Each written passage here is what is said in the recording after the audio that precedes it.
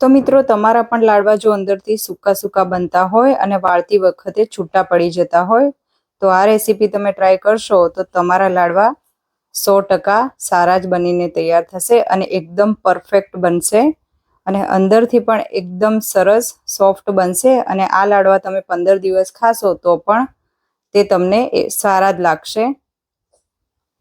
તો આ રીતે આપણે લાડવા બનીને તૈયાર કરવાના છીએ અને એકદમ સરસ આપણા આવા લાડવા બનીને તૈયાર થશે।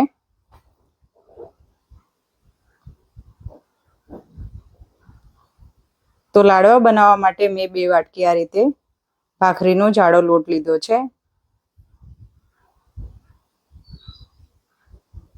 અને હવે આપણે તેને એક વાસણમાં આ રીતે લઈ લઈશું। તો 2 વાટકી મેં આ રીતે ભાખરીનો લોટ લઈ લીધો છે અને હવે આપણે 2 ચમચી ભરી અને તેમાં બેસન નાખી દઈશું। તો બેસનને પછી પાછળથી પણ તમે ઘીમાં શેકીને નાખી શકો છો પણ આ રીતે સાથે નાખશો તો પણ સારો ટેસ્ટ આવવાનો છે। તો હું આ રીતે અત્યારે પહેલા જ નાખી દઈ રહી છું અને હવે આપણે ઘીને ગરમ કરીને લેવાનું છે। આપણે થીક ઘી નથી લેવાનું, થીક ઘીથી આપણાને અંદાજ ના આવે કે આપણે કેટલું લેવાનું છે। તો આ રીતે ઘીને ગરમ કરી અને અડધી વાટકી આપણે ઘી નાખ્યું છે। તો ઘીને આપણે સારી રીતે મિક્સ કરી લઈશું એકવાર। તો ઘીને આપણે એકદમ સારી રીતે આ રીતે મિક્સ કરવાનું છે। તો એકદમ સારી રીતે આપણે મિક્સ કરતા જઈશું આ રીતે અને અત્યારે થોડું ગરમ છે તો હું આ રીતે ચમચીથી કરી રહી છું અને હવે આપણે હાથેથી પણ એકદમ સારી રીતે આ રીતે મિક્સ કરી લેવાનું। તો બધા જ લોટમાં જો આ રીતે આપણું મોણ સારી રીતે મિક્સ થયેલું હશે તો આપણા લાડવા એકદમ સરસ બનીને તૈયાર થશે। તો આપણે એકદમ સરસ રીતે આ રીતે મિક્સ કરી લેવાનું છે।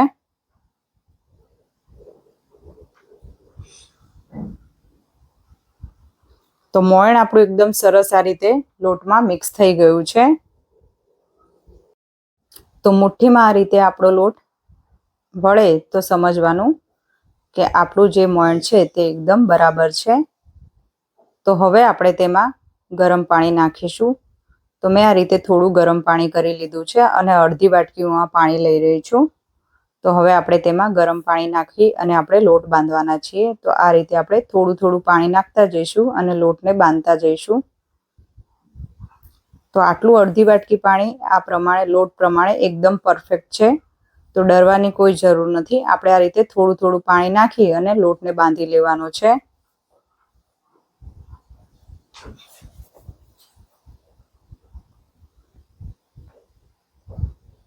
તો હજુ થોડી પાણીની જરૂર પડે છે તો હજુ આપણે થોડું નાખીશું અને લોટને બાંધતા જઈશું।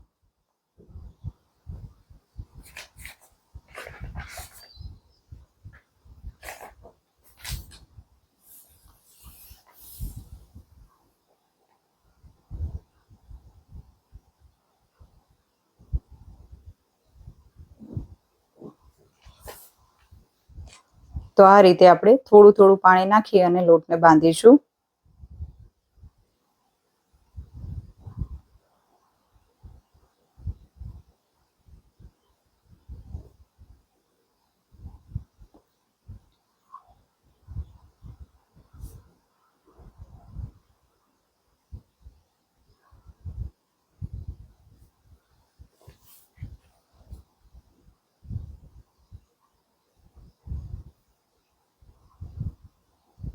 અને હવે જે બાકીનું પાણી બચ્યું છે તે બધું જ આપણે નાખી દઈશું આ રીતે।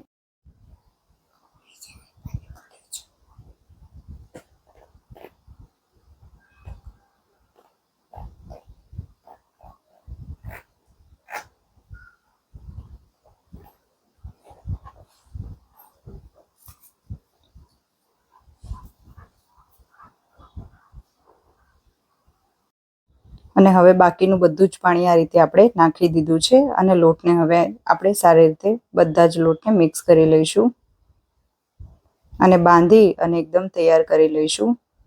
અને આ લોટને આપણે એકદમ ઢીલો નથી બાંધવાનો, આ લોટને આપણે ભાખરી જેવો બાંધીને તૈયાર કરવાનો છે।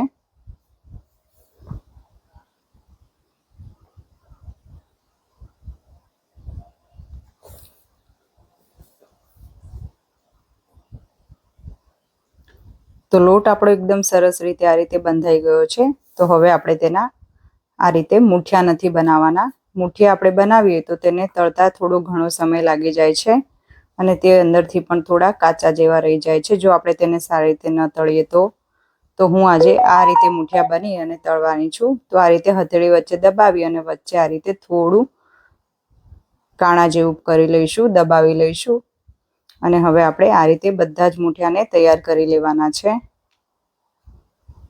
અને ફરીથી આપણે થોડું દબાવી લઈશું વચ્ચેથી અને આ રીતે આપણે તૈયાર કરી લઈશું. તો બધા જ મૂઠિયાને મેં આ રીતે તૈયાર કરી લીધા છે અને હવે આપણે તેને તળવાના છીએ. તો તળવા માટે મેં આ રીતે તેલ ગરમ રાખી લીધું છે. તો તેલને હવે આપણે એકવાર ચેક કરી લઈશું.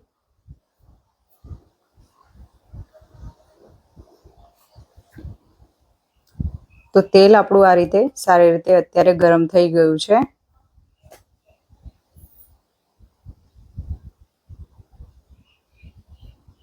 અને હવે આપણે મૂઠિયા નાખીશું તેમાં. તો આ રીતે આપણે એક એક કરી અને 4 થી 5 મૂઠિયા નાખી અને તળી શકીએ છીએ. અને જો મોટી કઢાઈ હોય તો તમે વધારે ક્વોન્ટિટીમાં પણ તળી શકો છો. તો હું આ રીતે અત્યારે 4-5 મૂઠિયા નાખી અને તળી રહી છું. અને ગેસની ફ્લેમને આપણે એકદમ સ્લો કરી લેવાની છે. તો જ આપણા મૂઠિયા અંદરથી એકદમ સરસ રીતે તળાઈ જશે. અને આ રીતે એકદમ સારો કલર આવે ત્યાં સુધી આપણે તેને તળવાના છે. તો આ મૂઠિયાને તળતા લગભગ 5 થી 7 મિનિટ જેવો સમય લાગે છે. તો જેટલા આપણે મૂઠિયાને સારી રીતે તળીશું તેટલા જ આપણો લાડવા સરસ બનીને તૈયાર થશે. અને હવે આપણે બીજા મૂઠિયાને પણ આ રીતે તળી લેવાના છીએ. તો હવે બીજા મૂઠિયા પણ આપણે આ રીતે તળી લઈશું.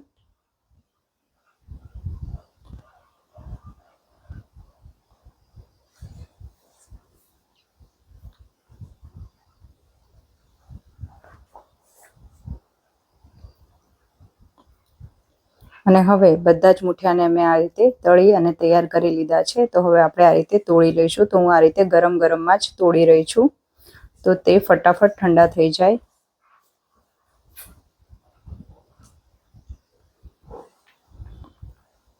અને હવે આપણે તેને ઠંડા કરવા મૂકી દઈશું.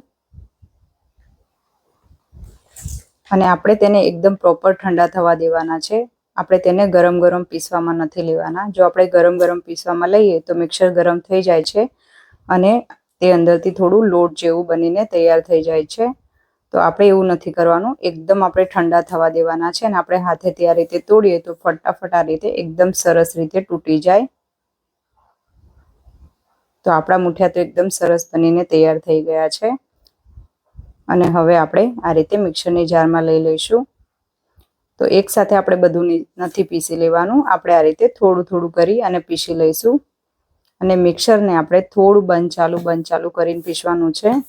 એક સામટું આપણે મિક્સર નથી ચલાવવાનું. તો હવે આપણે પીસી લઈશું. તો આપણે સારી રીતે પીસી લીધું છે. તો હવે આપણે તેને ચાળવાનું છે. તો તેમાં જે પણ ગાંઠો હોય તે આ રીતે ચાળણીમાં આવી જશે. તો આપણે ફરી તેને મિક્સરમાં પીસી શકીએ. તો એકવાર આ રીતે ચાળવું ખૂબ જ જરૂરી છે.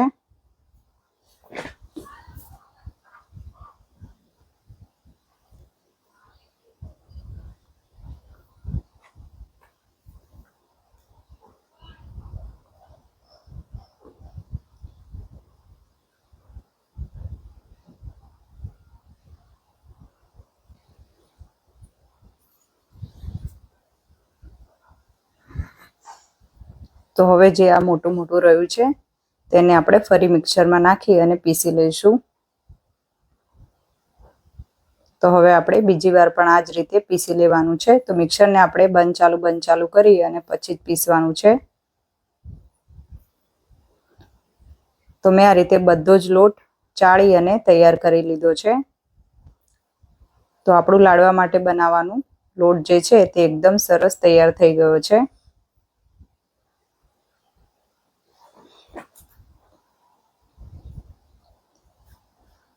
અને મેં આ રીતે થોડા કાજુ લઈ રહી છું અને થોડી હું આ રીતે બદામ પણ લઈ લઈશ.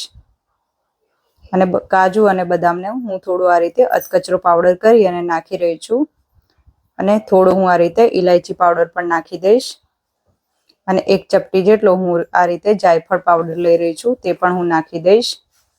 જાયફળથી આપણા જે લાડવા છે તેમાં ખૂબ જ સારો ટેસ્ટ આવતો હોય છે. તો આ રીતે થોડું જાયફળ હોય તો તેમાં નાખી દેવાનું આપણે. અને જાયફળને તમે ઘસીને પણ નાખી શકો છો ખમણીથી. તો હવે આપણે મિક્સ કરી લઈશું બધી વસ્તુને. અને હું અડધી વાટકી ભરી અને આ રીતે ઘી લઈ રહી છું.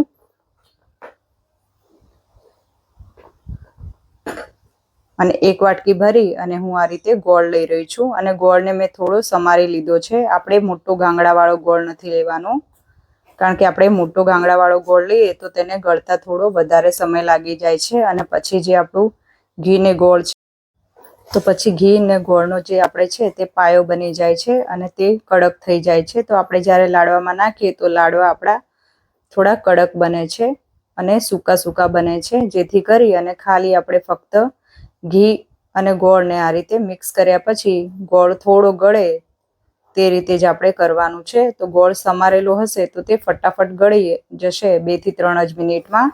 અને ગેસની ફ્લેમને પણ આપણે એકદમ સ્લો જ રાખવાની છે. તો ફક્ત 2 થી 3 જ મિનિટમાં આપણો ગોળ જે છે તે એકદમ સારી રીતે આ રીતે ગળી ગયો છે. તો હવે આપણે ગેસને બંધ કરી લઈશું.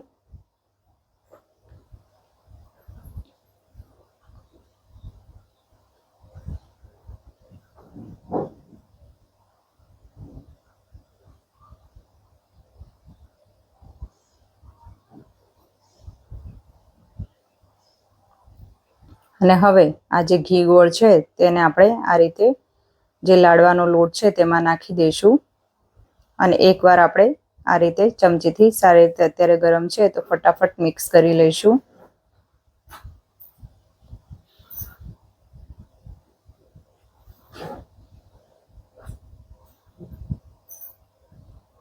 અને હવે આપણી બધી જ વસ્તુ આ રીતે એકદમ પરફેક્ટ છે.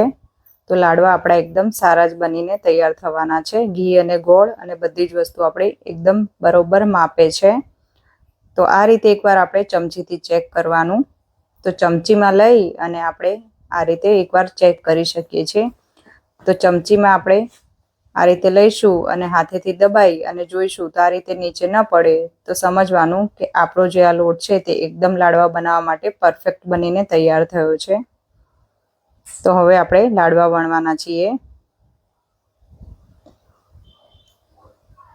તો બધા જ લાડવા એક સરખા બને તે માટે આપણે એક આ રીતે મુઠ્ઠીનો માપ કરી લેવાનો. તો 1 મુઠ્ઠી વળે તેવા આપણે લાડવાનો લોટ લઈ લેવાનો છે. અને હવે આપણે બીજા હાથમાં લઈ અને બીજા હાથની જે આંગળીઓ છે તેનાથી આપણે દબાવીશું આ રીતે. તો એકદમ સરસ શેપ આપણો લાડવાનો થઈ જશે.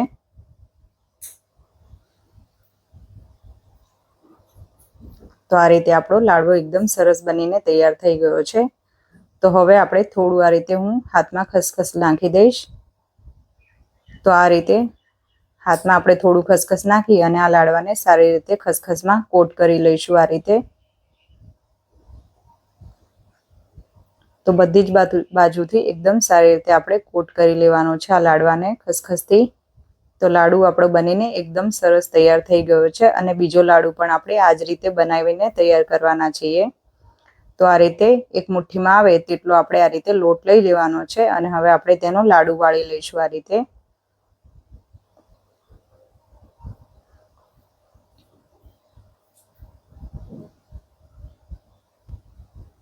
અને ફરીથી આપણે થોડું ખસખસ નાખી દઈશું હથેળી ઉપર. અને ખસખસને આપણે આ લાડવાને કોટ કરી લેવાનો છે.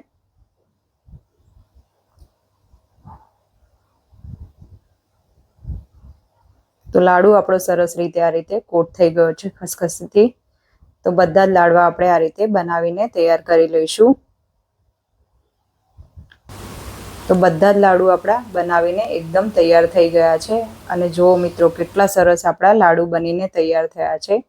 તો તમે પણ જો આ રીતે બનાવશો તો તમારા લાડવા પણ એકદમ સરસ આ રીતે બનશે અને કોરા તો જરાય નહીં રહે. તો આ રીતે બનાવીને તમે પણ તૈયાર કરી શકો છો.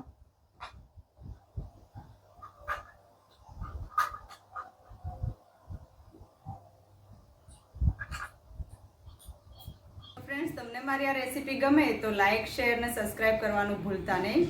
અને ફરીથી મળીશું નવા વિડીયોમાં. જય શ્રી કૃષ્ણ.